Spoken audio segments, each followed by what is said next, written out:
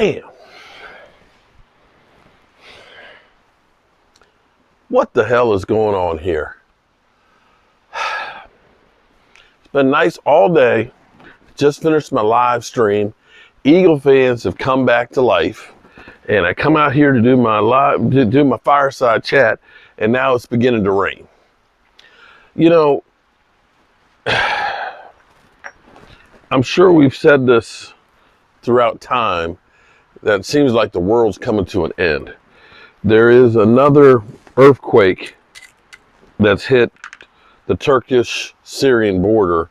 I guess it's a aftershock and stuff. Hopefully it's not as bad as the original one, but you literally see the crack shift that's happening there. And this week, it's crazy because it was 60 degrees today. It's been a warm winter. We had, that couple of degrees, some couple of days where it was like 0. But for the most part, we ain't seen really any snow this year. And it's been really, really warm, which means the bugs are going to be bad this year. But it's going to be, I think, upper 50s tomorrow, 40s on Wednesday. And then Thursday, it's supposed to be 80 degrees.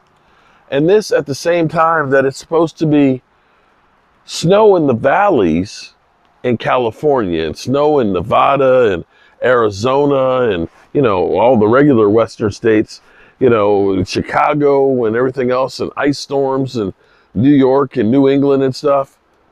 While, basically DC South, it's going to be hot as hell. This shit ain't normal. This shit is crazy.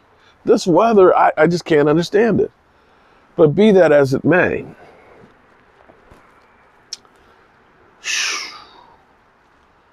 we got a little bit of news on Michael Irvin. Marriott is trying to take the case out of the Texas court. It smells like I'm running low on fuel. You can kind of smell it's like an oily smell to it when it gets low. So I'm going to turn it down so I make it last. The Texas court, of course, being more friendly, of course, to people from Texas as opposed to Arizona, they're trying to get it moved to a federal court. But I think what's been put out there, like them turning over the tapes and all the information, I still think, I could be wrong, that all that is still active. So they still have to turn that material over to Michael Irvin's people. Now, we haven't heard anything from Michael Irvin's people. We've only heard that the case is being moved. And so we don't know when something will transpire, when they'll be actually talking to the federal judge and so forth. But it was amazing that the initial, it was Wednesday we heard about him suing, and it was Thursday or Friday, we basically heard, the judge basically already hearing it in a couple days. Justice was definitely swift in that case. We'll see if it will be in the federal court as well. And as we get here, we're beginning to see some teams that are beginning to make cap room. Teams are starting to go to work right now. Tomorrow will be the beginning of franchise tags. You have 2 weeks from tomorrow to tag somebody. And understand, tagging somebody doesn't mean they're going to play on the tag. That just keeps anybody from getting your player, and you have until July 15th to get a long-term deal done. So it gives you time to go ahead and say, I got you locked down. In most cases, except with a Cowboy, they usually end up working out and getting a deal and stuff done as opposed to the franchise tag. So the Cowboys have a lot of work right now because we have guys like Dalton Schultz and Tony Pollard and Leighton Vander Esch and things that you may want to bring some of them back. You have some guys that are older in the tooth that you may decide that you want to get rid of with, Tyron Smith, maybe Zeke Elliott. And so they need to figure out who's going to stay and who's going to go, because some of the ones that are going to stay are going to need to restructure their contract, or they're going to have to release some people to get under the contract. You think about somebody like Jordan Lewis, or you think about somebody like Anthony Brown, some of these guys that may not be coming back. they look at it and say, well, we did pretty good on defense with Jordan Lewis hurt most of the season, and Anthony Brown got hurt. We played pretty good without him, so maybe we let those contracts go and so on and go with these younger guys and create some more cap room to maybe make some moves for some more premium players. But understand, the Cowboys are going to have to do something. New Orleans, who was 60-some million over the cap, have already started doing the process. They took their center, who I think was about a $12 million cap hit, and they ended up basically taking $10 million of his salary for this year, converting it into a bonus, added an avoidable year on there, and went from $12 million to $4 million for a cap hit, just like that. And those are the tricks that you can do to create its space. And don't let the Joneses believe that there's nothing that they can do, that, that the cap is hard, and it's not flexible, and that's bullshit. That's all bullshit. The Cowboys, they can do anything they want to do. They just have to be motivated to do it. But I think, and again, you can call me a conspiracy theorist or a crazy man. It doesn't matter what you call me. But I still believe that the Joneses thought that last year was going to be a rebuilding year, that it was going to be the year that they got rid of, some of the big contracts and Lyle Collins and, don't pay Connor Williams,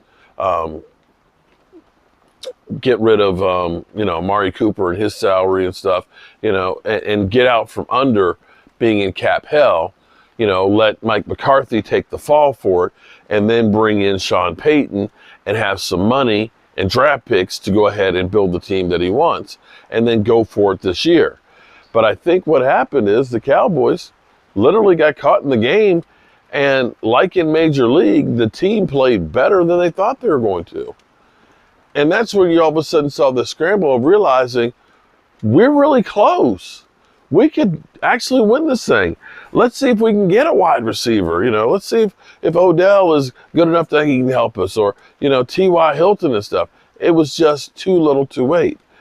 But as we're going through in the season, what I hope more than anything else is that the Cowboys recognize, now don't go crazy in free agency, okay, where you go out and say, we're just, go shopping and buying too much. Because, see, you don't want to go grocery shopping when you're hungry, because you buy everything but what you need.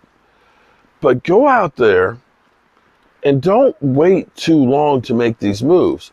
You need to get these guys in sooner than later to make sure they're in shape for the season, make sure they understand what the system that we're going to run, because we're going to be changing shit up. 20 to 30% of the offense is going to be different. Get these guys in. Don't wait till the end of training camp. Try and bring in some bargain basement guys that are toaster leavings, that nobody else signed, that are coming off of injuries. Get these guys in here, make a decision, go for these players, bring them in here, and let's get the work done together. I'm excited about actually the season. I know a lot of you aren't. People say the Cowboys are, that they're done. The window's closing. But I don't think so. Tom Brady retiring, Aaron Rodgers pissing off the Green Bay Packers and probably won't be there. There's not a lot of great quarterbacks that are in the NFC right now. And, as good as the Eagles were this year, we always see teams that are good and go to the Super Bowl and lose and take steps back the next year. They regress. And so you've got the Eagles, who are going to get picked apart in free agency, who are losing, offensive and defensive coordinators. We're also going to have to pay their quarterback. They're going to take some hits. They're going to have the first place schedule like we did this year. You're going to have to play a tougher schedule. And teams will have time to look and see what they've done and come back at them. And FYI, for all those out there that want to get rid of Dak Prescott, here's the key. The NFC East was the best division in the NFL last year. And what guy better to have leading the Dallas Cowboys than the guy who owns the NFC East?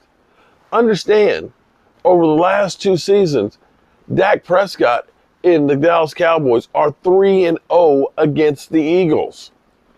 Let me say that again. They're 3-0 against the Eagles, averaging 43 points a game against them. Yeah. Now, Eagles, you can make all kinds of excuses to say, we're a quarterback away and this, that, and the other. That quarterback got your number, as well as the Eagles. The Giants. The Giants, you ain't done shit against Dak Prescott with Daniel Jones. And the Commanders, yeah. Anyway, good people, I'm going to get out of this rain. Ouch. I stabbed my hand there a couple days ago. I'm going to get out of this rain. I am going to go carry my hind parts to bed. And tomorrow is a new day. But good people, with this world being crazy with the weather and the earthquakes and the people, be careful out there. And remember, by all means, to tell the people you love them. Because you might not get the chance again. And I love you guys, as well as you ladies. And I hope you have a good night and be safe out there.